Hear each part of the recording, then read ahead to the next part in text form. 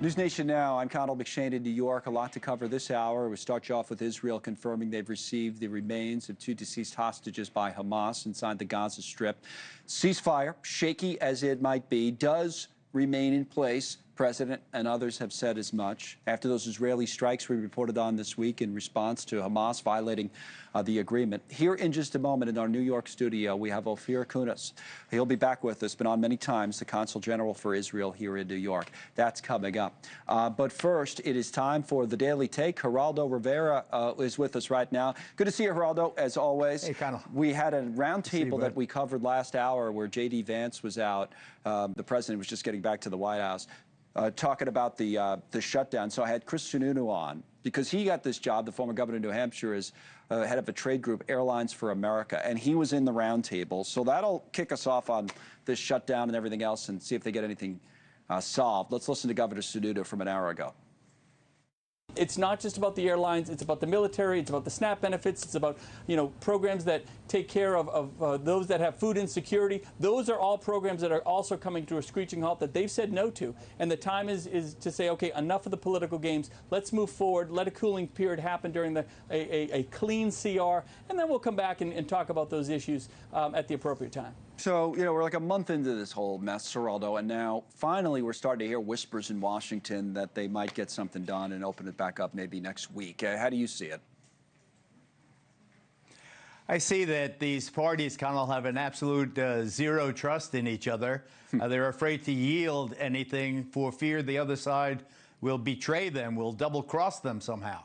I think you've got to find a way. I was just thinking in the lead up to the program, there must be a way where they can, where the Democrats can go along with the continuing resolution, the CR, when the Republicans can say that they want very much to consider what's happening with the Obamacare insurance subsidies, that they will discuss it. Have a way where they can do it simultaneously, almost where they're signing something. There's zero trust. They hate each other. There's no way they're going to get around in the ordinary course of business in any time soon. I don't know what Governor Sununu, why he's optimistic about it. I haven't heard a whisper from anybody on the Democrat side, for example. No, not really. You know what it reminds me of a little bit? His lips. Remember we used to talk about comprehensive immigration reform years ago all the time. It would come up. Sure. And everybody would say, they all seem to agree, if you had them on TV, oh, this is what it should be. We'll have this little deal for the dreamers, and then, that we'll have more border protection. Everybody agreed, and nobody ever got anything done. It's like you know what to do. Do it. It's like the two-state solution. That too. It's a cliche that has lost all meaning because of all of the practical roadblocks between here and there. I think that they have to have a grossly political initial solution where they simultaneously get together and they say, okay, I'm doing this as you're doing that. Watch everybody. Where they can't be blamed, where the Democrats won't be blamed for caving, where the Republicans won't be blamed for negotiating with terrorists. They've got to do something because SNAP, as we know, the weekend looms. We've got to fix this before poor people go hungry. I got to get you on the New York City mayor's race because yesterday, I think it was, we were saying, well, does Cuomo still have a shot? This poll comes out. This is from our people, by the way. Emerson College, Pix 11 in the Hill. And look at this. This is obviously only one poll, and the average is not this wide.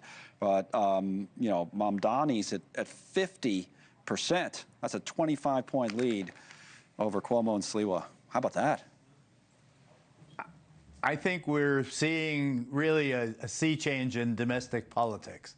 I think the far left is now triumphant within the Democratic ranks.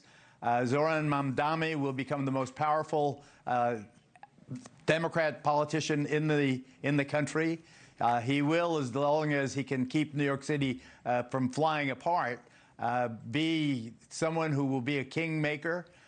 He's viewed objectively. Listen, I tell everybody I'm for Cuomo and I'm for Sliwa. I'm not for Mamdani, but I know a star when I see one. This guy has amazing. He's amazingly articulate. He's kind. He relates. He's great on his feet. He doesn't get run out of town when confronted with charges like he's an anti-Semite, he wants to eradicate Israel. All that he answers in a calm way. He refuses to be baited. He's not, he is of the Bernie Sanders AOC ilk. But I think that in some ways, as a 34-year-old state assemblyman, what he has accomplished is just extraordinary.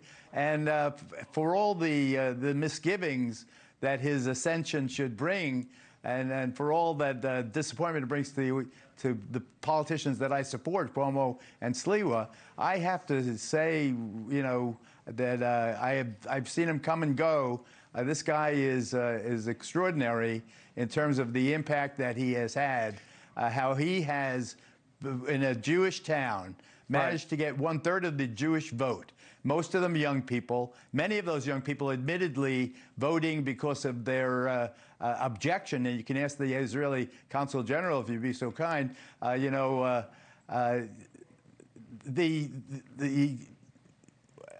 lost my train of thought there, but. No, it's okay. With the Jewish voters, I actually have an article from why are the Jews? So the young. Okay, here, I'm back. Go ahead. The young Jews are voting because they are really very upset about how Israel has conducted the war. The Orthodox, on the other hand, have their own beefs with the Israeli government because they don't serve in the military and things like that. So what Mamdani has done is he's gotten the Orthodox and he's gotten the kids. Right. And together they add up to 1/3 of the Jewish voters. So in a Jewish town, he's getting a very substantial hunk, and he's getting all the Muslims. He's getting 3/4 of the blacks. The guy is going to get over 50% in a 4-person race. It is extraordinary. I was talking about, Haaretz had this article, this is it, about, you talk about the Hasidic community, the Orthodox community with final endorsements.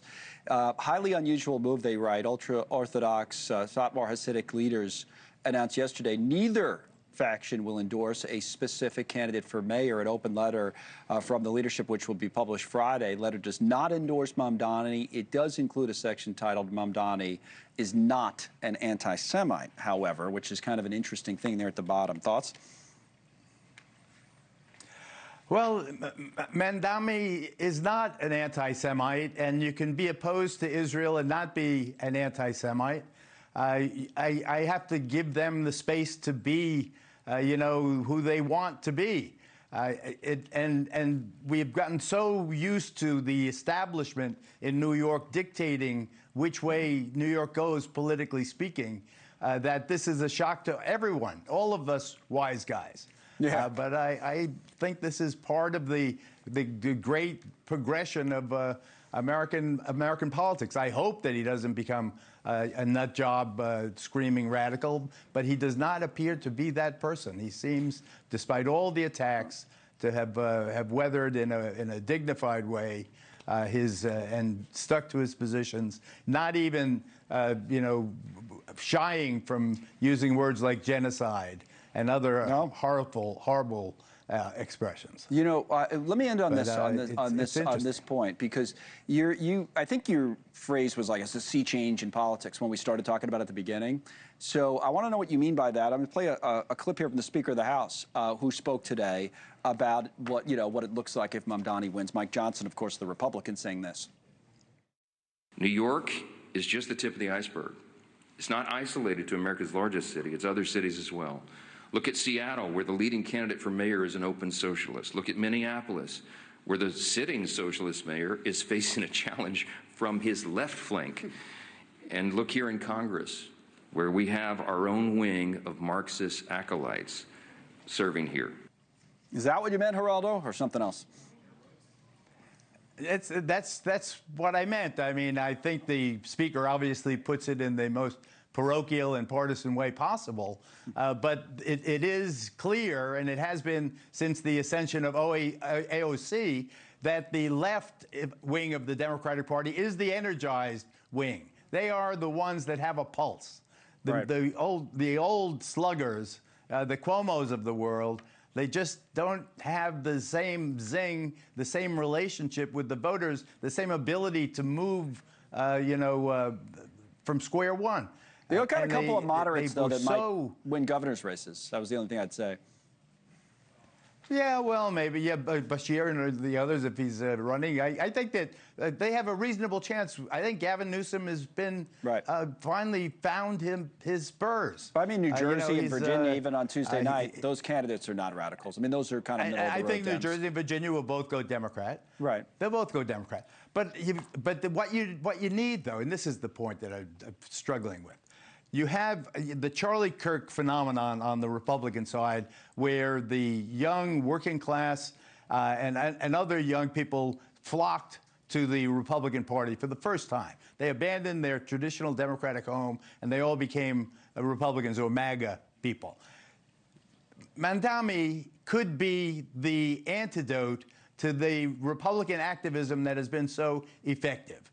If the kids can look at him and others like him, like AOC and even old Bernie, and with a banner being carried by Gavin Newsom and maybe Bashir in Kentucky or Shapiro in Pennsylvania, they can have a generational movement to rival the Republican generational movement. You see, this is the battle of the kids are all right, you know, the Who sings. This could be the beginning of something, even though it's not my taste and it's not my candidate, but I have to suggest to everybody that what he has done in New York, he's even telling his donors to keep their money, he doesn't need it.